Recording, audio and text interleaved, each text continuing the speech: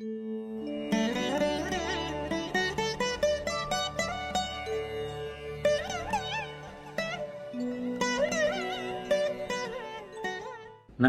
அனைவருக்கும் வணக்கம். எல்லோரும் நன்றாக இருப்பீர்கள்.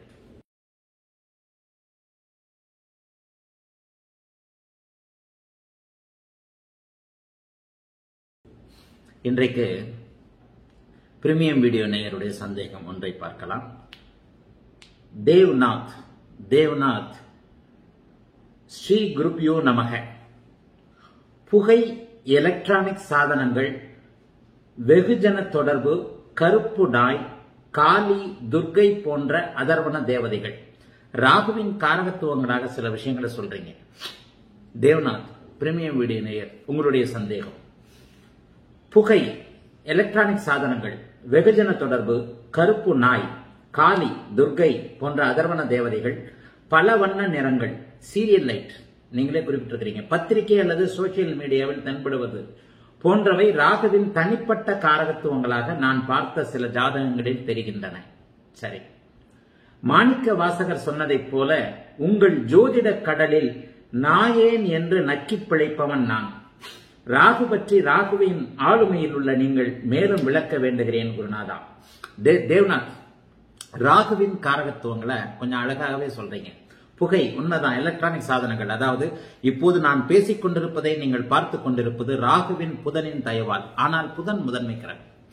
புதன், கேமரா, செல்போன், இதுக்கு எல்லாத்துக்குமே என்னை பொறுத்தவரையில் ராகுவை சற்று ரொம்ப சுவாரஸ்யமா ஆழமா ராகுவை ஆராய்ச்சி பண்ணியிருக்கிற ஜோதிடன் நான். இதுல நான் இன்னொன்னு சொல்றேன் கேளுங்க. சப்த கிரகங்களுக்கு மட்டுமே நான் காரகத்துவங்களை எடுத்துக்கொள்கிறேன். சப்த கிரகங்களுக்கு மட்டும்தான். சுபத்துவ தத்துவத்துல பாத்தீங்கன்னா ராகுவ சுபத்துவம்னு சொல்ல மாட்டேன். அதாவது ஒரு மனிதனுக்கு எந்த கிரகம் அதிக சுபத்துவமாக இருக்கிறதோ அந்த கிரகத்தின் தொழில் அமையும் அப்படிங்கிற அடிப்படையில நாம் இப்போது சுபத்துவ சூட்சும பாபத்துவ தியரிய ஒண்ணு சொல்லியிருக்கிறோம். அந்த அமைப்பின் அடிப்படையில கிட்டத்தட்ட 100% எல்லாமே கம்ப்ளீட்டா இருக்கும். இதை நான் ஆயிரக்கணக்கான ஜாதகங்கள்ல நான் இதை நிரூபிச்சிருக்கிறேன். ஆயிரக்கணக்கான ஜாதகங்கள்ல இதை நான் பார்த்துட்டேன். ஆகவே என்னுடைய சுபத்துவ வலு, சூட்சும வலு தேடி ஒருவருடைய தொழிலை கணிப்பதற்கு மிகவும் அருமையான ஒரு விஷயமா இருக்கும். என்னவா படிப்பான் ஒரு ஜாதகத்தில், ஒருவருடைய ஜாதகத்தில் எந்த கிரகம் அதிக சுபத்துவமா இருக்கிறதோ அந்த கிரகத்துடைய தொழில் எண்ணங்கள் அது பத்தின இதுலதான் நீங்க இருப்பீங்க. அது கன்ஃபார்ம்டா நிரூபிக்கப்பட்ட ஒன்று. இனி போக போக வரப்போகிறவர்கள் கண்டிப்பாக இதை நிரூபிக்க போறீங்க. சரி, இதுல பார்த்தீங்கன்னா இது ஒரு புத்தகமா இன்னும் அடுத்தடுத்து வரப்போகுது. நம்முடைய தியரிகளை பத்தி எழுத்தாலையும் புத்தகமாகவும் வெளியிடுவோம். நேரம் தான் இல்ல, வீடியோக்களா பேசிக்கிட்டு இருக்கேன். வீடியோக்களும் ஒரு வகையில புத்தக பதிவுகள் தானே. சரி, அப்ப இந்த வகையில 7 கிரகத்துவங்களுக்கு மட்டும்தான் காரகத்துவங்களை சொல்லுகிறேன். அதாவது உங்களுடைய ஜாதகத்துல 2 10 குருவின் தொடர்பில் இருக்கும்போது நீங்கள் ஆசிரியராவீர்கள். சனியும் குருவும் சேர்ந்திருந்து, சனி சுபத்துவமா இருந்தா வக்கீல் தொழில் பண்ணுவீங்க. 10ஆம் இடத்தோடு செவ்வாய் தொடர்பு கொண்டால் பேசி பிழைக்காத தொழிலான, செய்து பிழைக்க வேண்டிய தொழிலான ஆபரேஷன் போன்றவைகளை செய்யக்கூடியது. 10ஆம் இடத்தோடு, ராசி லக்னத்திற்கு 10ஆம் இடத்தோடு குரு செவ்வாய் தொடர்பு கொண்டால் மருத்துவராக இருப்பீர்கள். இப்படிலாம் சொல்றேன் இல்லையா? இதுல எங்கேயாவது நான் ராகு கேதுக்களை சொல்றேன் நான் பார்த்திருக்கிறீங்களா? இல்ல. ஏனென்றால் இன்னும் நான் நிறைய விஷயங்களை, அதாவது சின்ன சின்ன விஷயங்களை சொல்லும் போதே மண்ட காயுதுன்றீங்க. சில விஷயங்களை சிந்தனையில் தேக்குவதற்கோ அல்லது புரிந்து கொள்வதற்கோ தடுமாறுகிறீர்கள். தேவ்நாத், நான் பருப்பொருள் இல்லாத கிரகமான ராகுவின் காரகத்துவங்களை ஏற்றுக்கொள்வதில்லை. ராகு ஒரு துணை கிரகம் தான். அது 9 கிரகங்களா இருந்தாலும் அது ஒரு துணை கிரகம் போலத்தான். அதற்காகத்தான் ஞானிகள் அதற்கு உச்ச நீச்ச ஆட்சி வீடுகளே சொல்லல. எல்லாம் பின்னாடி வந்ததுதான் இடைச்சொல்கள். குச்சம் நீச்சம் இதெல்லாம் சும்மாதான். ஜோதிடத்தை திருத்தி எழுதுவதற்கான ஒரு காலகட்டம் தான் இப்ப வந்திருக்குதுன்னு நம்ம சொல்லணும். ஏன்னு சொன்னா ஜோதிடம் இப்போது பரவலாக்கப்பட்டு விட்டது.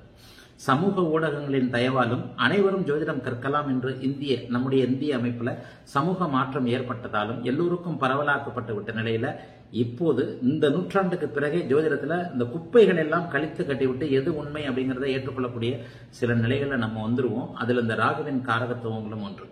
ராகுவிற்கென்று தனிப்பட்ட காரகத்துவங்கள் சில சொல்லப்பட்டிருந்தாலும் என்னுடைய சுபத்துவ சுற்றுமூல தேரியில ஒருபோதும் ப்ரெடிக்ஷன்ல ராகு இந்த நிலைமையில இருக்கிறதுனால உங்களுக்கு இந்த தொழில் அமையும்னு நான் சொன்னதில்லை.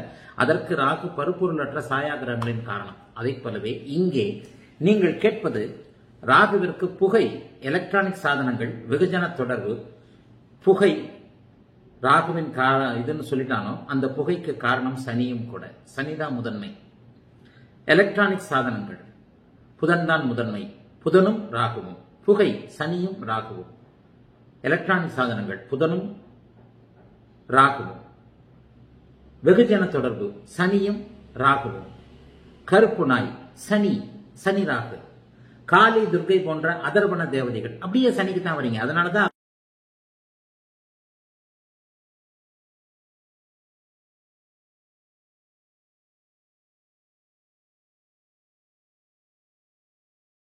ராகு சனியை போல செயல்படுவார், கேது செவ்வாயை போல செயல்படுவார்னு சொல்லப்பட்டது. சரி, பல வண்ண நிறங்கள், சீரியல் லைட்டு, பத்திரிகை அல்லது சோசியல் மீடியாவில் தென்படுவது. பத்திரிகை புதன், சோசியல் மீடியா ஒரு வகையில் சுக்கிரன், இப்படியே வந்துடணும் போன்றவை ராகுவின் தனிப்பட்ட காரகத்துவங்களாக நான் பார்த்த ஜாதகங்களில் தெரிகின்றன. மாணிக்க வாசகர் சொன்னதை போல உங்கள் ஜோதிட கடலில் நாயேன் என்று நக்கி பிழைப்பவன் நான். அப்படிலாம் சொல்லாதீங்க, அப்படிலாம் இல்ல. திருவாசகர் சரி வேண்டாம். அதாவது உங்களுக்கும் ஓரளவுக்கு தெரியும். ஒரு காலத்துல நானும் இப்படிதானே இருந்தேன். போக போக வந்துடும், போக போக நிச்சயமாக வந்துவிடும். ஆக இந்த அமைப்புல மாணிக்க வாசகர் ராகு பற்றி, ராகுவின் ஆளுமையில் உள்ள நீங்கள் மேலும் விளக்க வேண்டுகிறேன். ராகுவின் காரகத்துவங்கள்ன்றத தனிப்பட்ட வகையில நான் ஒத்துக்கிறதுல. இது ஒரு கான்ட்ரவர்சியா போகும்.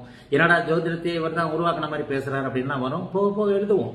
ஜோதிடத்தை இவர் தான் செஞ்சது மாதிரி ஒரு புதுசா பேசுறாரு அப்படின்லாம் நிறைய கமெண்ட்டுகள் வரும், எனக்கு தெரியும். ஆனா இப்ப கமெண்ட்டுகள் குறைஞ்சிருச்சு. முன்ன மாதிரி மறுத்து பேசிய கமெண்ட்டுகள் இப்போது குறைந்து விட்டது. ஏனென்றால் அதனுடைய விளக்கத்தில் இருக்கின்ற உண்மைத்தன்மை உங்களை ஏற்றுக்கொள்ள வைக்கிறது. அப்படிங்கிறதுனால சக ஜோதிடர்கள் விமர்சிப்பது குறைந்து கொண்டு வருகிறது. உண்மையை சொல்ல போனால் ராகுவிற்கென்று தனி காரகத்துவங்கள் இல்லை. தனிப்பட்ட காரகத்துவங்கள் ராகுவிற்கென்று இல்லை. சப்த கிரகங்களுக்கு மட்டுமே காரகத்துவங்கள். ராகு என்பவர் ஒரு இருக்கும் வீட்டை ஒட்டி, பச்சோந்தி கிரகம் அடிக்கடி சொல்றேன். ஒருவர் ஆன்லைன் அப்பாயின்மெண்ட்ல பேசுறாரு, ஐயா பச்சோந்தி கிரகம்னு சொல்லாதீங்க, வரும் தலைமுறையினர் தவறாக புரிந்து கொள்ளக்கூடிய சில நிலைகள் ராகுவை பற்றி இருக்கின்றன, பச்சோந்தி கிரகம் என்று தயவு செய்து பேச வேண்டாம் அப்படின்லாம் சொல்றாரு. அவரவர்கள் அவரவர் நோக்கில் ராகுவை பற்றி புரிந்து கொள்கிறீர்கள். மிக மிக நுணுக்கமாக சொல்ல போனா அதுல வேற சில பேர் சொல்லுவாங்க, ராமாயணத்துலதான் ராகு வந்தது, ராகு இடையில வந்த ஒரு கிரகம் அப்படி இப்படின்னு. பராசர மகரிஷி கண்டிப்பாக காலச்சக்கர தசையோடு சேர்த்து உடுமகா தசைன்னு சொல்லும்போது ராகுவுக்கும் தசாபக்தி அமைப்புகள் தானே சொல்லியிருக்கிறார். ராகு என்பதே, ராகுவிற்கு தசை அமைப்புகள் கொடுக்கப்பட்டு ராகுவை ஒரு தனி அந்தஸ்து கொடுத்த கிரகம் ஆக்கியதே இந்திய வேத ஜோதிடத்தின் சிறப்பு என்று சொன்னாலும் கூட, ராகு என்பது ஒரு பருப்பொருள். கல், மண், திரவம், வாயு போன்ற இடங்கள்ல இல்லாத ஒரு கிரகம் தானே. அதனால்தான் ராகுவிற்கு பார்வை இல்லை அப்படிங்கறதுல நான் தெளிவாக இருக்கிறேன். எத்தனையோ விஷயங்கள்ல ராகுவை பற்றி உணர்ந்திருக்கிறேன். ராகுவிற்கு பார்வை இல்லை என்பதில் நான் மிக மிக தெளிவாக இருப்பேன். ராகுவிற்கு பார்வை இல்லை அப்படிங்கிறதுல மிக மிக தெளிவாக உள்ள ஒரு அமைப்பு கண்டிப்பாக உண்டு. அதை போலவே ராகுவிற்கு பார்வை இல்லை, ராகுவிற்கு அந்த ஈர்ப்பு விசை, ஈர்ப்பு சக்திகள் இது போன்ற அமைப்புகள் இல்லாதனால காரகத்துவ விஷயங்களிலும் கூட ராகுவிற்கு சில நிலைகள் இருக்கின்றன.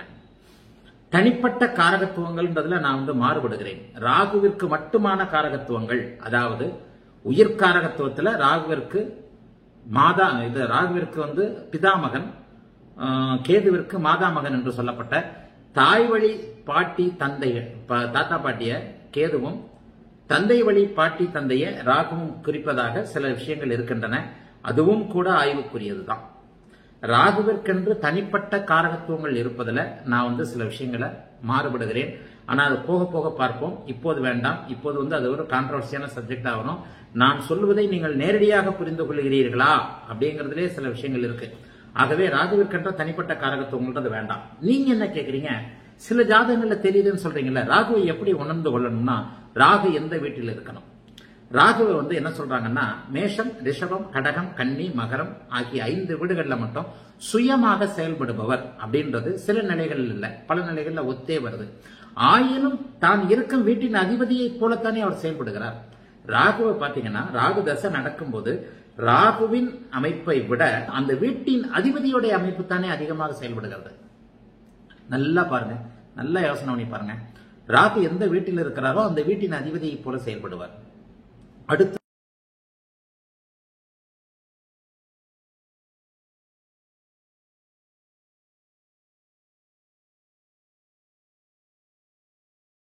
தன்னோடு இணைந்த கிரகம், தன்னை பார்த்த கிரகம், இவைகளை சில விஷயங்களை கலந்து கொடுக்கிறார்.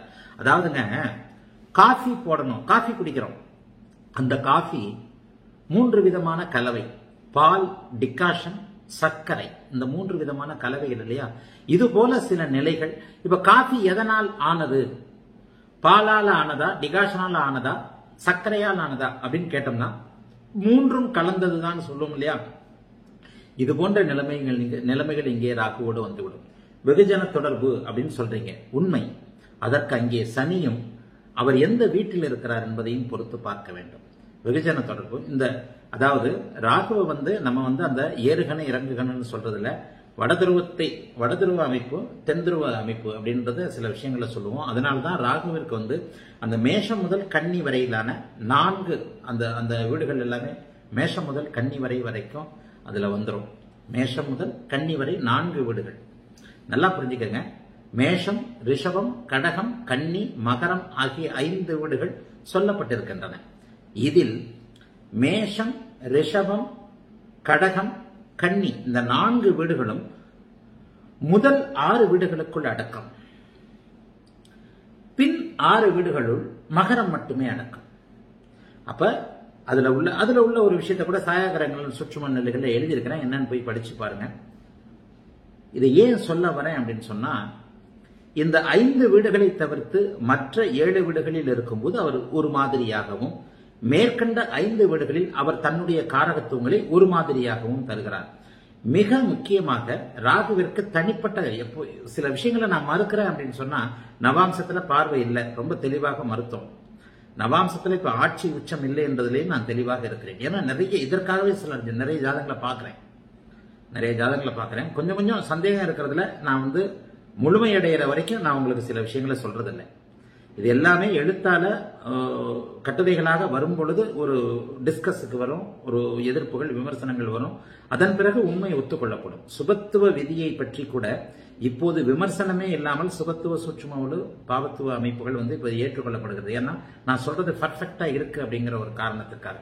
உண்மை இல்லாதது வலியது வாழும் என்கின்ற அமைப்பின் அடிப்படையில் உண்மை இல்லாதது என்றைக்கும் நிற்க போறது இல்லை.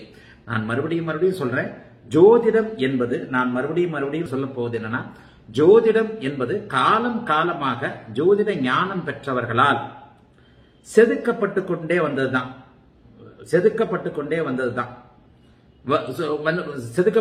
வந்து கொண்டிருப்பதுதான். மூலம் கன்சென்ட்னு சில விஷயங்கள் இருக்கின்றன, அதற்கடுத்த சில விஷயங்களை நம்ம செதுக்கிக் கொண்டே இருக்கிறோம் தான் உண்மை. அதன்படி எனக்கு பின்னால் வருகிறவர்களும் நான் சொல்வதையோ அல்லது வேறு எவருடையதையோ மறுத்து அல்லது அதை விட முன்னேற்றி தான் சொல்ல போறீங்க. அந்த அமைப்பின்படி ராகுவிற்கின்ற தனிப்பட்ட காரகத்துவங்கள்ல நான் மாறுபடுகிறேன். ஒவ்வொரு அமைப்பும் ராகுவை 2ஆம் நிலையாக வைத்து ஒரு கிரகத்தை முதன்மையாக வைத்து, அதாவது இப்ப நீங்க சொன்னீங்கல்ல தொழில்நுட்ப சாதனங்கள், எலக்ட்ரானிக் சாதனங்கள் சொன்னீங்கல்ல, இதற்கு முதன்மையான அமைப்பு புதன். செல்போன் யாருடையதுன்னா டக்குன்னு ராகுன்னு சொன்னீங்கன்னா தப்பு.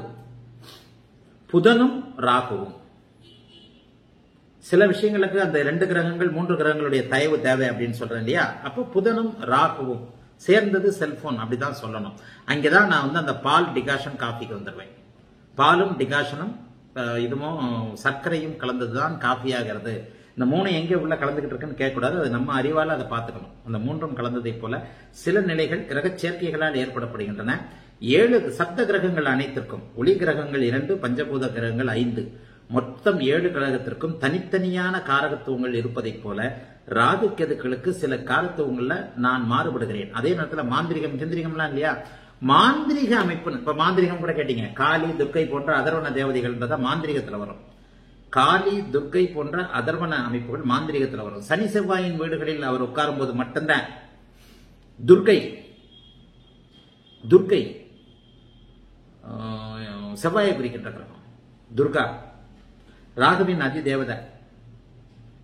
அதாவது மாந்திரிக விஷயங்கள் சனியின் வீடுகளில் ராகு அமரும் போதும், துர்க்கை சம்பந்தப்பட்ட அந்த தெய்வ சம்பந்தப்பட்ட விஷயங்கள் செவ்வாயின் வீடுகளில் அமரும் போதும், சுக்கிரனுடைய வீடுகளில் உட்காரும்போது அவர் அந்த மாதிரி விஷயங்களை செய்யறது இல்லையே. சுக்கிரனுடைய விஷயங்கள்ல வீடுகளில் உட்காரும்போது அவர் இந்த மாந்திரிக விஷயங்களுக்கு அவர் வர்றதில்லை. குறிப்பாக கும்பத்தில் அமரும் போதுதான் மாந்திரிக தன்மைகளை கொடுக்கிறார். ஒவ்வொரு வீட்டிற்கும் ஏற்றாற் போலதான் அவருடைய தன்னுடைய காரகத்துவங்களை அவர் மாற்றிக் கொள்கிறார் தான் சொல்லணும். அவர் எந்த தளத்தின் மேல் அமர்கிறாரோ அந்த தளத்திற்கு ஏற்றாற் போல ராகு நடந்து கொள்கிறார். புரிஞ்சுக்கிறதே கொஞ்சம் கஷ்டமா தான் இருக்கும். ஆனா நான் சொல்லுவது கொஞ்சம் சிலருக்கு புரியும். ஆகவே தனிப்பட்ட காரகத்துவங்கள், சூரியன் தலனை கிரகம், தன்னம்பிக்கை கிரகம், எல்லாவற்றிலும் நம்பர் 1 தகப்பனை குறிக்கின்ற கிரகம். இப்படி சொல்றது மாதிரி ராகு இதுதான் அப்படின்னு சொல்ல முடியாதுன்னு சொல்ல வர்றேன். ராகு எங்கே எப்போது எப்படி அமர்கிறாரோ, கேதுவை எடுத்துக்கங்க, சேரிகளுக்குள் நுழைதல்னு ஒரு காரகத்துவம். கேதுவை எடுத்துக்கொண்டால் சேரிகளுக்குள் நுழைதல், அதாவது அழுக்கான சாக்கடை போன்ற குப்பத்துகளுக்குள்ள நுழைவதை கேது குறிக்கிறார். சில நிலைகள்ல ராகுவும் குறிப்பார். ஆக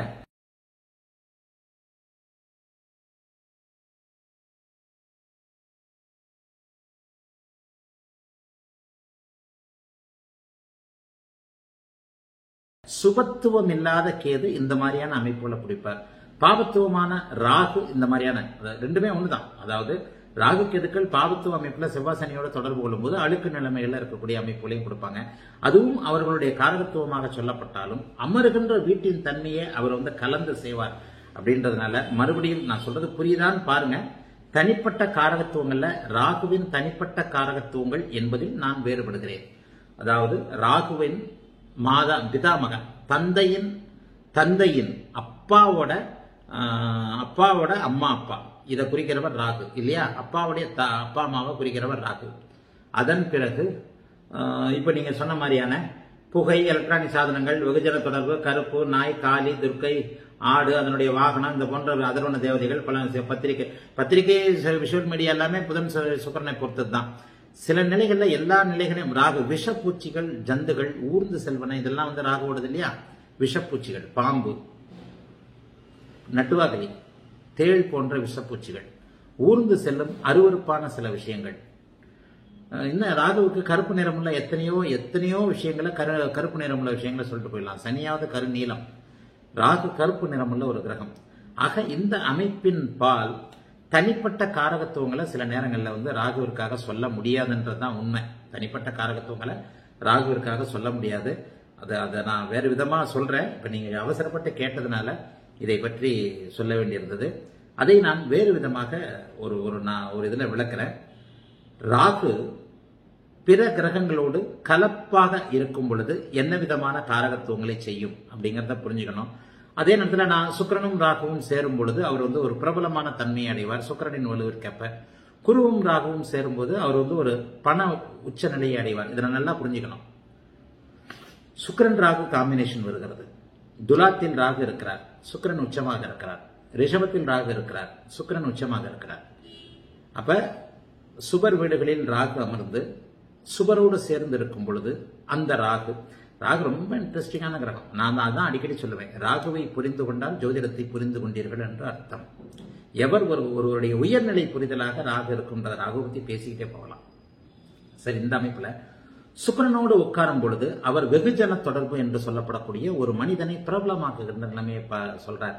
இன்றைக்கு இருக்கிற முன்னணி நடிகர்களுடைய ஜாதகத்தில் எல்லாத்தையும் இதை நான் பார்த்திருக்கிறேன். முன்னணி நடிகர்கள், ஏனென்றால் சுக்கிரன் ராகு காம்பினேஷன்ஸ், சுக்கிரன் ராகு காம்பினேஷன்ஸ்ல ராகுதசையோ சுக்கிரதசையோ, பெரும்பாலும் ராகுதசை தான். ராகுதசை வரும்போது சுக்கிரனோடு இணைந்து குருவின் வீட்டில் இருக்கிறது, குருவோடு இணைந்து சுக்கிரனுடைய வீட்டில் இருக்கிறது.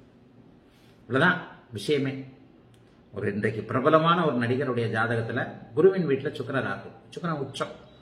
டிஸ்டன்ஸை பொறுத்து தான் இருக்குது. 8, 13, 22 டிகிரி சொல்லுவேன். அந்த டிஸ்டன்ஸை பொறுத்து அவர் அந்த ராகுதசையில பிரபலமான நடிகராக இப்ப இருக்கிறார், முன்னேறி கொண்டு இருக்கிறார். கிட்டத்தட்ட ஒரு பிரபல நடிகராக வந்து விட்டார். அடுத்து வரப்போற குருதசையில இன்னும் கொஞ்சம் டாப்பா இருப்பார். ஏன்னா இப்ப ராகுதசை நடந்துகிட்டு இருக்கு, உள்ள அவரை கொண்டு வந்துருச்சு. அடுத்து இப்ப குருதசை வரும்போது இன்னும் கொஞ்சம் டாப்பா இருப்பார். இப்ப இதுதான் இந்த காம்பினேஷன்ஸை மட்டும் நம்ம புரிஞ்சுக்கணும். இந்த இடத்துல ராகுதான் அவரை நடிகராக்கினார்னு சொல்லக்கூடாது. இல்லை, குருவின் வீட்டில் உச்ச சுக்கிரனோடு இணைந்து ராகு காம்பினேஷன்ல சுக்கிரனுடைய வாடையோடு குருவின் வீட்டுல புனித வீட்டுல இருக்கிறதுனால அவரை பிரபலமாக்கினார். அதுக்கு முன்னாடி அவர் யாருன்னே தெரியாது, சின்ன பையன். இப்ப இன்றைக்கு பிரபல நடிகராக இருக்கிறார். இதுதான் ராகுவோட வெகுஜன தொடர்பு என்கின்ற சனியின் வேலை, குரு சுக்கிர தயவால் செய்யப்படுவது. குருவின் வீட்டுல சுக்கரனோட உட்காரும்போது ஒரு நிலையும், சுக்கரனோட வீட்டுல குருவோடு உட்காரும்போது ஒரு நிலையும் அவர் கொடுப்பார். ஆனா இதுதான் டாப் மோஸ்ட் நிலைமை. ரெண்டுக்குமே குரு சுக்கிரர்கள் உச்சமடைந்து விட வேண்டும். சுக்கிரன் உச்சம் அல்லது அட்லீஸ்ட் கீழேயாவது ஆட்சியாவது வந்துடணும். ஆக எந்த ஒரு வீட்டிற்கும் குரு சுக்கிர வீடுகள்ல ராகு இருக்கிறது முதன்மை அமைப்பையும், அடுத்து தனித்த புதனுடைய வீட்டில் இருக்கிறது முதன்மை அமைப்புகளையும் தரும். இந்த அமைப்புகளை புரிந்து கொண்டால் மட்டுமே அவர் என்னென்ன விதத்துல தனிப்பட்ட காரகத்துவங்களை தருகிறார்ன்றதை புரிஞ்சுக்க முடியும். கொஞ்சம் கான்ட்ரவர்ஷியலான சப்ஜெக்ட் தொட்டுட்டீங்க. ஹை லெவல்ல டெப்தான விளக்கம் கொடுக்க வேண்டிய அமைப்புல வந்துட்டேன். அதனால இது கொஞ்சம் இன்ட்ரெஸ்டிங்கா இருந்தது தேவநாத் உங்களுடைய கேள்வி. ஆனா என்ன நீங்க சரியா கவனிச்சிருந்தீங்கன்னா இதை நீங்க நல்லா புரிஞ்சுக்கிட்டு இருப்பீங்க. எந்த இடத்துலையும் சுபத்துவ சூட்சும தேதியில பாத்தீங்கன்னா ராகுவிற்கென்று ஆர்டிகல்ல கூட எழுதியிருந்த பாருங்க, ராகுவிற்கு இதுல இடம் இல்லை, ராகு கேதுக்களுக்கு சுபத்துவத்துல இடமே இல்லை அப்படின்னு கொடுத்தது. காரகத்துவங்களை நான் அதை பத்தி இது பண்ணாதனாலதான். சுபத்துவ தத்துவத்துல ராகு கேதுக்களுக்கு இடம் இல்லை. ஒருவருடைய தொழிலை அறியும் ரகசியத்தில் ஏதோ ஒன்று எழுதியிருக்கிறேன் பாருங்க, ஒருவருடைய தொழிலை அறியும் ரகசியத்தில் ஏதோ சுபத்துவ சூட்சுமங்களை இப்ப சமீபத்தில் வந்த மாலைமலர் ஆர்டிகல்ல தான் எழுதியிருந்தேன் நினைக்கிறேன். அதுல சப்த கிரகங்களுக்கு மட்டுமே இடம், ராகு கேதுக்களுக்கு இதுல இடம் இல்லை. ஏன்னா ராகு கேதுக்களுடைய அமைப்புல தொழில் அமையாதுன்னே சொல்லிட்டேன்.